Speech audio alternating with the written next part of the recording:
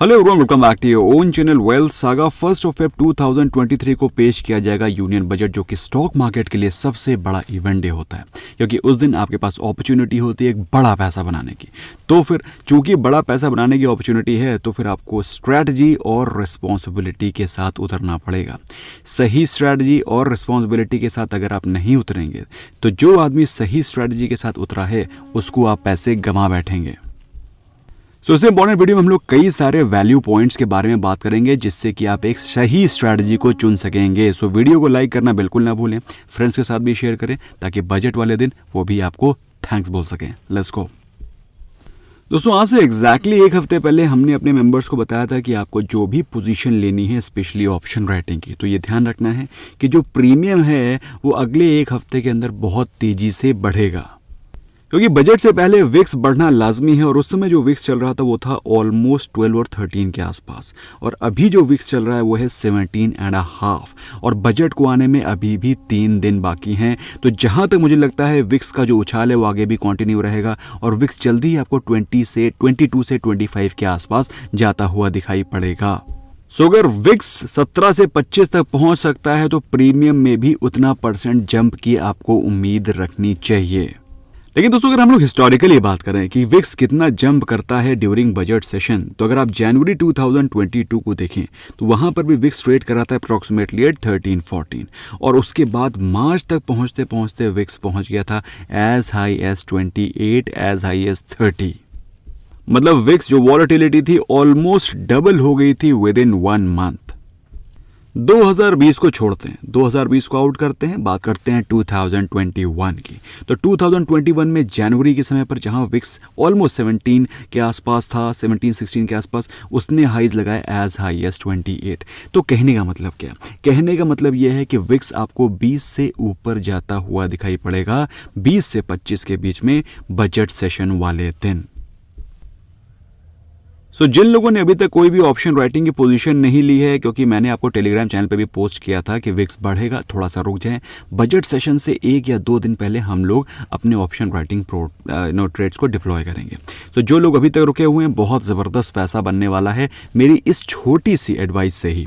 आगे बात करते हैं दोस्तों। अगर हम लोग बात करें पिछले 3-4 सालों के बजट सेशन को, अगर हम लोग स्टडी करें क्या मूवमेंट हुआ है, तो अगर हम लोग बात करें लास्ट ईयर की, दैट इज 2022 की, तो 2022 को जब मार्केट ओपन हुआ था, मार्केट ओपन हुआ था एट द प्राइस ऑफ 38,434।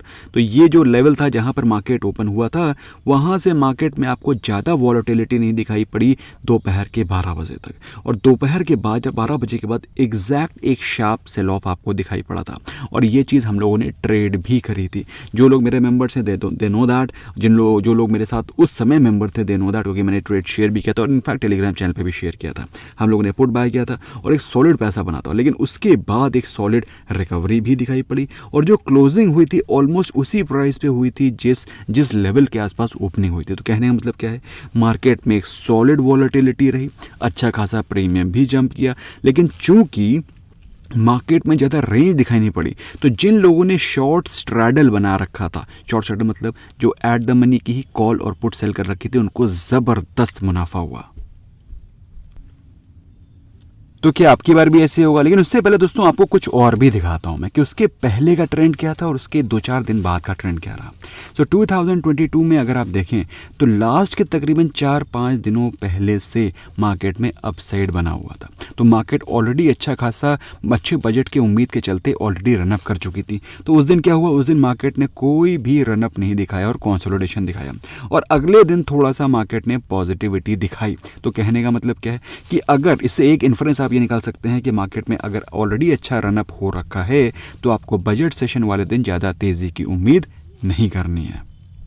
तो क्या अगर मार्केट में कंसोलिडेशन हो रहा हो तो हमें बजट वाले दिन ज़्यादा मूवमेंट की उम्मीद करनी चाहिए? My answer is yes. अगर हम लोग बात करें लास्ट ईयर की, last to last year that is 2021 की, तो 2021 में अगर आप देखें तो लास्ट 4-5 दिनों में मार्केट में ज़्यादा कोई खास मूवमेंट नहीं था। मार्केट एक रेंज में थी, एक छोटे से 400-500 पॉइंट के 600 पॉइंट के मूवमेंट के रेंज मूवमेंट कर रही थी, और बजट वाले दिन एक सॉलिड अपसाइड दिखाई पड़ी। और सिर्फ बजट वाले दिन ही नहीं, मार्केट मार्केट में बजट वाले दिन ही एक इंपॉर्टेंट लेवल ब्रेकआउट हुआ था 32,800 का, और उसके बाद मार्केट ने अपसाइड लगाता रहा एज हाई एज 36,000। तो बजट के पहले क्या प्राइस एक्शन हो रहा है 3-4 दिन पहले, वो देखना भी जरूरी है। अब दोस्तों बजट आना है 1 फेब को, तो कल का ट्रेडिंग सेशन है दैट इज 30th जनवरी, परसों का ट्रेडिंग सेशन है दैट इज 31 जनवरी। तो ये 2 ट्रेडिंग डेज हमारे लिए बहुत ज़्यादा इंपॉर्टेंट होने वाले हैं कि इन 2 दिनों में मार्केट क्या प्राइस एक्शन दिखा रही है। क्या मार्केट पॉजिटिव रहती है अगले आने वाले 2 दिन, या मार्केट 2 दिन कंसोलिडेट करती है, या मार्केट 2 दिन नेगेटिव रहती है। अब मैं एक और कंसोलिडेशन का आपको एग्जांपल देता हूं 2020 का। अब 2020 को अगर आप देखें तो लास्ट के तकरीबन 4-5 दिन मार्केट पूरा एक हफ्ते बिल्कुल रेंज में रही थी, इस एक्सपेक्टेशन के चलते कि क्या होगा, कि कोई बहुत बड़ा डिसीजन तो नहीं आएगा, बहुत बड़ा, क्योंकि ऑफकोर्स आपको मालूम है उस समय कोविड के भी थोड़े इनपुट्स आने लगे थे, बट उस समय कोविड का उतना ज़्यादा प्रकोप नहीं था। बट उसको साइड में करते हैं, हम लोग बजट की बात करते हैं। सो बजट में क्या हुआ भाई, जब मार्केट में ज़्यादा कोई खास मूवमेंट नहीं था तो बजट वाले दिन एक सॉलिड डाउन साइड ट्रिगर हुआ अपने ओपनिंग लेवल से, और मार्केट ने ऑलमोस्ट अगर आप देखें तो 30,700 के लेवल से एज लो एज 29,800 के लेवल पे क्लोजिंग थी। तो एक सॉलिड डाउन साइड दिखाई पड़ी during the day of budget. लेकिन दोस्तों यहाँ पे एक चीज कॉमन है जो कि आपको ऑब्जर्व करनी चाहिए कि बजट सेशन के एंड पे अगर आप देखें 3 दिन जब बजट क्लोज हुआ है उसके अगर आप लगातार 4-5 दिनों के बाद देखें तो मार्केट ने अपसाइड ही शो किया है। This is about 2020, this is about 2021 and this is also about 2022। तो कहने का मतलब क्या है कि बजट के बाद मार्केट ने पॉजिटिविटी शो करी है, क्योंकि गवर्नमेंट जिस प्रकार के डिसीजन और जिस प्रकार के स्टेप्स लेकर के आता है मार्केट उसको चीयर करती है, और जितनी भी निगेटिविटी होनी होती है उसी दिन बजट वाले दिन हो चुकी होती है। अब दोस्तों मैं यहाँ पर अपनी स्ट्रैटेजी के बारे में डिस्कशन कर लेता हूँ, क्योंकि ये चीज़ समझना बहुत ज़रूरी है। तो अगर आप ऑप्शन बायर हैं तो पहले हम लोग ऑप्शन बायर के पर्सपेक्टिव से बात कर लेते हैं और सोच लेते हैं। तो जैसा कि आप लोग देख रहे हैं मार्केट में पिछले 3 दिनों से गिरावट हो रही है, तो ये चीज़ तो कन्फर्म है कि मार्केट में ऑलरेडी फॉल चल रही है, और अगले आने वाले 2 दिनों में अगर फॉल कॉन्टिन्यू रहती है, वीकनेस कॉन्टिन्यू रहती है, तो बजट के बाद मैं एक सॉलिड अपसाइड एक्सपेक्ट कर रहा हूँ, एक सॉलिड बाउंस बैक एक्सपेक्ट कर रहा हूँ। मार्केट ऑलरेडी ओवरसोल्ड लेवल पे पहुंच गई है, और जैसा कि आप लोग जानते हैं मैंने अपने निफ्टी वीकली व्यू में भी आपको ये चीज़ बताई है कि निफ्टी 50 कितना मैक्सिमम गिर सकता है। तो मेरे हिसाब से मार्केट में ज़्यादा गिरावट बची नहीं है। इट्स मैक्सिमम 700-800 पॉइंट, 1,000 पॉइंट की गिरावट मैं एक्सपेक्ट कर रहा हूँ एटलीस्ट टिल बजट। सो मेरे हिसाब से मार्केट में ज़्यादा गिरावट होगी नहीं, और अगर बाई चांस अगले 1-2 दिन मार्केट में गिरावट रहती है तो बजट वाले दिन या तो मैं कंसोलिडेशन एक्सपेक्ट कर रहा हूँ, जिससे कि जितना भी प्रीमियम इन्फ्लेट हो रखा है पुट की साइड पे वो सारा का सारा प्रीमियम ईट अप किया जाएगा, क्योंकि ऑलरेडी प्रीमियम को इन्फ्लेट कर दिया है ऑप्शन मार्केट के प्लेयर्स ने, मार्केट के ऑपरेटर्स ने ऑलरेडी प्रीमियम इन्फ्लेट कर दिया है। तो प्रीमियम को डीके करने का मजा तभी है जब मार्केट को उस दिन या तो रेंज बाउंड रखा जाए, या तो सिंपली मार्केट का जो प्रीवियस ट्रेंड है उससे ऑपोजिट ले जाया जाए, तभी आप पैसा बना सकते हैं। दोस्तों जिस दिन मार्केट ऑलरेडी यहाँ पर गिर चुकी होगी बजट वाले दिन, आप मेरी बात समझ पा रहे हैं मैं क्या बोल रहा हूँ, उस दिन क्या हो रखा होगा, पुट का जो प्रीमियम है वो एब्सोल्युटली भाग रखा होगा, और मार्केट अगर वहाँ से रिवर्स कर जाती है तो जितने भी ये पुट हैं 38,000, 38,500, ये सारे के सारे put out of the money हो जाएंगे और एक सॉलिड पैसा बनता हुआ दिखाई पड़ेगा। सो मेरी स्ट्रैटेजी क्या रहेगी दोस्तों, मेरी स्ट्रैटेजी रहेगी कि मैं अगले हफ्ते अगले 2 दिन में कोई भी ऑप्शन को बाय नहीं करूंगा, ना तो कोई पुट ऑप्शन ना तो कोई कॉल ऑप्शन, और अगले 2 दिन मैं मार्केट को ऑब्जर्व करूंगा। अगर मार्केट में बियरिशनेस कंटिन्यू रहता है अगले 2 दिन, तो बजट वाले दिन मैं एक बड़ा बुलिश मूव एक्सपेक्ट करने के लिए एक out of the money call option को बाय करूंगा, जो कि मेरे लिए थोड़ा सा रिस्की हो सकता है, क्योंकि पुट ऑप्शन के कॉल ऑप्शन के प्रीमियम ऑलरेडी अच्छा खासा डीके कर चुके होंगे, ऑलरेडी अच्छा खासा डाउन जा चुके होंगे, क्योंकि मार्केट ऑलरेडी गिर चुकी है। तो फिर यहां से अगर मार्केट में एक बाउंस बैक आता है तो मेरे लिए वो एक मल्टी बैगर ट्रेड होगा। तो दोस्तों ये तो हो गई मेरी स्ट्रैटेजी नंबर 1। अब बात होता है दोस्तों उस दिन मैं क्या करूंगा। उस दिन दोस्तों सिंपली मुझे मॉर्निंग से लेकर के 12 बजे तक, अगर आप देखें तो मॉर्निंग से लेकर 12 बजे तक का जो दिन है वो बहुत ज़्यादा डिसाइसिव होता है। अगर आप देखें तो उस दिन भी, दैट इज 2020 को भी देखें तो मॉर्निंग से लेकर के 12 बजे तक जो इंपॉर्टेंट प्राइस एक्शन हो रहा था उसको आप मार्क कर लें, एक लेवल मार्क कर लें कि मार्केट में क्या हो रहा है। मार्केट में मॉर्निंग में 12 बजे तक तो आपको कोई भी ट्रेड लेना ही लेना नहीं है, क्योंकि क्या है मार्केट में बजट आएगा, 11 बजे तक पेश होगा, उसके रिएक्शंस आएंगे, ऊपर जाएगा नीचे जाएगा। 12 बजे से लेकर के 2 बजे तक ये 2 घंटे हैं जब मार्केट में एक सॉलिड ट्रेंडिंग मूव आपको दिखाई पड़ेगा। तो उस 12 बजे के बाद आपको ध्यान रखना है, जो प्राइस एक्शन दिखाई पड़े, जो इंपॉर्टेंट लेवल ब्रेक हो, उस ब्रेकआउट या ब्रेक डाउन लेवल पे आपको एंट्री मारनी है। आई होप दोस्तों ये दोनों के दोनों पॉइंट्स आपको क्लियर हो गए होंगे। अब दोस्तों तीसरी बात आ जाती है ऑप्शन राइटर्स के लिए। ऑप्शन राइटर्स दोस्तों, जो कि मैं भी एक हेज्ड ऑप्शन राइटर हूं, मैं बहुत ही सेफ स्ट्रैटेजीज प्ले करता हूं मार्केट में, चाहे जितनी ज़्यादा वॉलेटिलिटी हो जाए, लेकिन मेरे ट्रेड्स गलत नहीं होंगे क्योंकि मैं बहुत ही सॉलिड स्ट्रैटेजीज के साथ प्ले करता हूं, और जो कि मैं ऑप्शन राइटिंग स्ट्रैटेजीज में डिस्कस भी करता हूँ। जो मेरा कोर्स अगर आप जानना चाहते हैं, सीखना चाहते हैं, लिंक डिस्क्रिप्शन में, बहुत ही रीजनेबल प्राइस का कोर्स है दोस्तों। और जो लोग सीख चुके हैं, they can let me know in the comment section how are they trading, how are they doing at this present volatile situation. Now coming on to the option writers. So दोस्तों अगले अगले जो 2 दिन आने वाले हैं, दैट इज 30th और 31st of January, उस समय दोस्तों प्रीमियम में मैं एक सॉलिड जंप का एक्सपेक्टेशन रख रहा हूँ। दोस्तों लास्ट ट्रेडिंग सेशन में जो प्रीमियम था 40,300 पुट, बैंक निफ्टी जो कि इस समय प्रेजेंटली ट्रेड कर रहा है 40,345 पे, तो 40,300 का पुट और 40,300 की कॉल का अगर हम लोग प्रेजेंट स्टेटस देखें तो 40,300 का पुट जो कि उस दिन मात्र 100 रुपये पे था, ऑलमोस्ट 700 रुपये तक पहुंच गया था, और क्लोजिंग हुई है ऑलमोस्ट 500 रुपये के आसपास। और अगले आने वाले 2 दिनों में मैं इसका प्राइस फिर से 700 से 800 तक जाने की एक्सपेक्टेशन रख रहा हूँ। सो दोस्तों जिन भी मेंबर्स ने, जिन भी फॉलोअर्स ने मेरी ये बात मानी और कोई भी ऑप्शन राइटिंग का ट्रेड इनिशिएट नहीं किया, तो वो ऑलरेडी अच्छे खासे प्रीमियम को गेन करने के लिए बिल्कुल तैयार हैं। Now coming on to this is the premium jump in premium for put.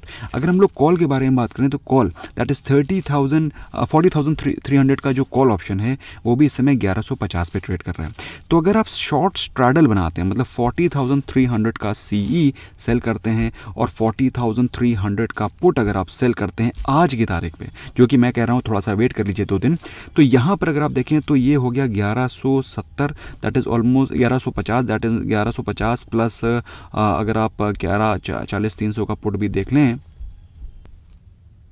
तो 40,300 का सीई और पीई दोनों को अगर आप मिला लें तो 1150 ये प्लस 500 हुए तो ऑलमोस्ट 1650 पॉइंट्स का आपको प्रीमियम मिल रहा है। मतलब अगर मार्केट 1650 पॉइंट, मैं आज की तारीख की बात कर रहा हूँ, मान लो आज 31 जनवरी है, I am just expecting this is today's 31 जनवरी, तो आपको ये जो ट्रेड लेना है इस हिसाब से सोच करके लेना है 31 जनवरी को ध्यान में रखें। अगर मार्केट 1650 पॉइंट मूव नहीं करता है, 200, 400, 500, 600, 700, 800, 1000, निफ्टी बैंक अगर 1600 पॉइंट से ज़्यादा मूव करेगा तो ही आप लॉस में रहेंगे। अदरवाइज अगर मार्केट अगर 400 पॉइंट मूव किया किसी भी साइड, या 600 पॉइंट मूव किया, 1000 पॉइंट मूव किया, तो भी आप 650 पॉइंट का प्रीमियम अर्न करेंगे। मेरी बात आपको समझ में आई या नहीं है? अगर आई है स्मैश करें लाइक बटन।